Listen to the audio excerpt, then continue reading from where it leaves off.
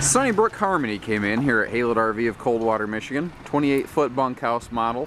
You know, just recently here in the scheme of things, in about the last 2 years, floor plans like this that have the bunks on this side of the coach that we're looking at now, with a second door direct to the bathroom on the other side of the coach, they really just kind of came into popularity. SunnyBrook's been doing it for years. You know, the higher grade features, qualities, constructions that you see on here, they were way ahead of the curve, maybe a little bit too much ahead, you know, maybe people weren't quite ready for it. We do have a nice slide out awning topper here, which is going to do wonders toward, you know, assisting in the longevity of this RV. You know, that slide top right there protects, you know, the bulk and the most vulnerable of your slide out components from the extra sun, wind, rain. We had a little cold snap. Unfortunately, this morning there's just a little bit of snow on the ground, but that's going to melt off by this afternoon with this beautiful, wonderful sunshine we got coming in. This is a very nice high-end piece, very well appointed, very quality built, and in good shape. High gloss sidewalls, which was basically unheard of in lightweights. Most lightweights built in this when this was built, and even today, still have what's called Phylon skin, which is still fiberglass, but it doesn't have the sheen, it doesn't glisten, it doesn't have the you know, the reflective quality that this does here. You can still see the fiberglass yeah, I guess woven material in the wall. There we go. I kind of lost my train of thought there. I was trying not to get hit by a truck. Second door direct to the bathroom right here, and a pretty good size awning, roughly, I don't know, about 18 feet on here. We have nice tandem axle suspension here with aluminum wheels. Tires are in good shape, no set of dry rot. 14-inch tires, by the way, since I'm down here looking at them. But I mean, everything looks to be well kept. It needs just a quick surface dust off from, you know, just wintertime buildup, which tends to affect every trailer, but it is really in pretty darn nice shape. Let's step inside here. So this is a common sofa galley slide, or kitchen slide. In the marine industry they call it a galley, but over here we have a full-size sofa, and that's the thing here, is this is a bigger sofa than most. So, you know, if you're an adult and you just want to kind of, you know, lay down with your head over here, feet down here, watch your TV a little bit, perfect trailer to do that with. This does have central air and heat, which is uncommon for a lot of lightweights. But again, SunnyBrook was never about being common. SunnyBrook never tried to be the everyman's coach. They've always had a name for being just a cut above and a little superior. You know, the SunnyBrook that built this RV is unfortunately no more. The company's name was purchased and is used today. Still a fine RV, not quite to the extent of what this is here. Like you see, we have all, you know, hardwood doors on this here. This thing made for lasting, made for, you know, abuse. And there's little odds and ends, camping odds and ends in here. Like, you know, those are picnic table, like cover holders. What word am I want to use? I don't know. Anyway, moving on.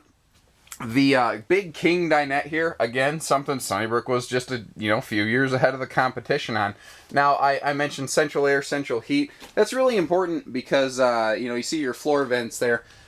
You've got kind of like, you know, you've got a private front bedroom, you have a segmented bathroom, you have a rear corner bunkhouse back here. You have to efficiently heat and cool the entire coach, or else nobody's going to be happy, no one's going to sleep well, and everyone's going to be crabby.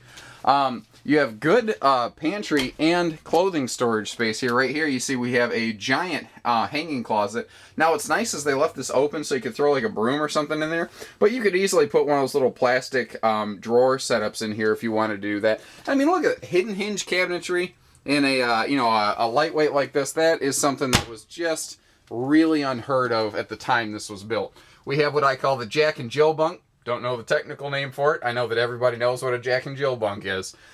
Now these cables right here, they had run their own little TV setup basically. So instead of letting these cables thrash against everything and take the chance of gouging up a wall panel, they tucked them under the bed. So they were people that, you know, took those extra little precautions to make sure their trailer was, you know, still in good working order when they took it home. A little light here for you. You can see how deep this cabinet space is, just to give you a reference point, you know, the size of it. Here's my hand next to this thing, and you see how far back this thing goes. It is very good, generous sized cabinetry, probably as deep as the refrigerator. Gas and electric water heater, which again, in lightweights, typically you get gas only. So once again, a cut above. A true raised panel door, residential door. Again, not something you usually find in a towable lightweight trailer. Now, a fifth wheel shower in a bunkhouse travel trailer. That is nice, and that is highly unusual. And again, nicer fixtures here too, like a porcelain stool. This is a trailer that is a cut above. And, you know, if you just glance at the layout and you glance at it real quick, yeah, it's going to look pretty enough. But when you really look at how it was crafted and the fit and the finish on the cabinetry, you know, I mean, everything fits together seamlessly. They did a fantastic job building this RV. That's one of the reasons it's in good shape. But the care put in by the previous owners is the biggest factor. Owners are the biggest factor in the quality of a used RV. Because they're the ones that can very quickly either take care of it or destroy it. You see, all factory electronics are present. All the owner's manuals I've seen are in the cabinet, so they kept track of their stuff. They didn't let things get scattered around and lost or out of date, anything like that. I'm not a tech, but I have not noticed anywhere where there's been water penetration, leaks, you know, in English is what that means. But, you know, again, all the factory electronics are here. I like that the spinning TV is also mirrored on the back side. What that's going to do is up front here in the private front bedroom with these big windows that you're seeing, and this has a front wall window, which is highly unusual, that will reflect more light around this camper. So it'll make that little space feel a little bigger. Now, you don't have to bring along extra electronics. That's AM, FM, CD, DVD, does everything. This looks like a, I believe this may be a aftermarket, yeah, it's definitely an aftermarket replacement mattress. That thing's super big. Again, a front wall window, even though I don't have that panel open right now, it can provide so much more light and illumination in here. And again, just nicer light fixtures in here. Everything is a cut above. Big bedside stands with power outlets. Both Mom and Dad have a big drawer here. Notice all of your drawers are fully plywood box constructed. Nothing is, you know, press board or particle board in here. This is well kept. Power outlets right here for your CPAP machines, charge your cell phones, all that good stuff. If you did not want to utilize the spinning TV, you can spin it around. You can lock it. That's what this thing is right here. And you can put like a little either ceiling mount or wall mount right here because you have all the hookups to do it. They left you a lot of options in here. Give us a call. Very well kept camper. 800-256-5196. Haylet RV of Coldwater, Michigan. Thank you, everybody. Take care. Stay safe. Happy camping.